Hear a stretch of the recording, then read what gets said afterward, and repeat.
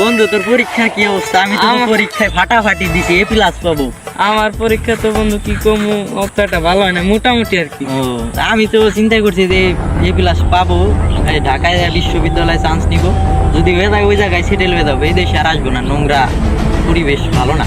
কি কস মামা, সত্যি নাকি? আরে হ্যাঁ, যে পরীক্ষা দিছি পুরোই ফাটাফাটি বুঝছি, তো দেখা যাক কি হয় পরীক্ষায়। তাহলে তোরাই ভাই কিছু জীবনে কিছু করবি রে। হ্যাঁ হ্যাঁ, আমি কিছু করে বললাম। তোরা কিছু করার মতন তো কাম কাজ করছ না, পড়াশোনা করি ভালো করে করিস, পরবর্তীতে আমার মতন বের করবি। আমি যে কাম কাজ করি অনেক ভালো পড়াশোনা করি বুঝছিস।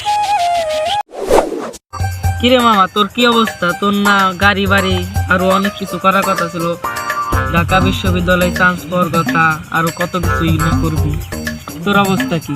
আরে কইস না, স্যাররা ভালো করে খাতা দেয় আবার না কি করছে না করছে, এই প্লাসের জায়গায় এ প্লাস দিয়ে দিছে। এখন কি করবে? এখন কইরে দেখাই গেঞ্জি মেঞ্জি কিনের পাই না, খালি গতরে টাকা পয়সা নাই, এখন কইরে দেওয়া ছাড়া আর কোনো উপায় আছে? পড়াশোনা করে এই দেশে কিছু করা যাবে। আসলে রে মামা, পড়াশোনা কইরে এই দেশে আসলে কোনো কিছু করা সম্ভব।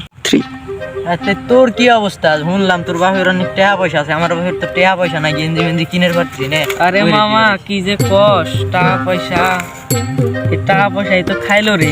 আমার বাপের একটা খারাপ অভ্যাস ছিল, জুয়ে খেলা। এই জুয়ে খেললে পুরো সব শেষ, কিচ্ছু নাই, একটা গামছা পর্যন্ত নাই। আল্লাহ, তাই তোকে বাড়ি ঘর কে আছে না বেঁচে দিছে? বাড়ি ঘরও নাই, কইলাম যে একটা গামছা পর্যন্ত নাই, একটা গামছা কেনার টাকা নাই, এই জন্যই কাজ করতেছি। যাই হোক, আমাদের চাপা ছাড়া আর কিছুই কপালে জুটবি না, ওই সব করে লাভ নাই, আমরা খালি চাপা মারবে পারবো। আসলে রে মামা, আমাকে তো চাপা ছাড়া অন্য কিছু সম্ভব না।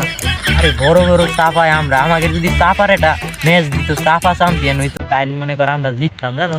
আসলেই আমাদের গ্রামের কয়টা পোলা বানাতে যে সুন্দর চাপা হারি। আসলে মেম্বার চ্যানেলে করতাম যে একটা চাপার, মানে একটা চাপার এই যে ম্যাচ দিয়া কি কয়, হ্যাঁ এরকম একটা ম্যাচ দিলে কিন্তু আমাদের গ্রামের বহুত পোলাপান ভালো হয়ে যায়, টাকা পয়সা কামাই করা পারবি, টাকা পাই। ঠিক কইছাস রে মামা, বুদ্ধিটা খারাপ না। যাই কর, আজকে মেম্বার চেয়ারম্যানের কাছে যাবো রাত্রে। হ্যাঁ যাই কইছি, কাম কমে যে বিহাল হয়ে গেছে, চল যাই। কইলে বাদে ভালোই হইতো, আমরা কিছু টাকা ইনকাম করতে পারতাম।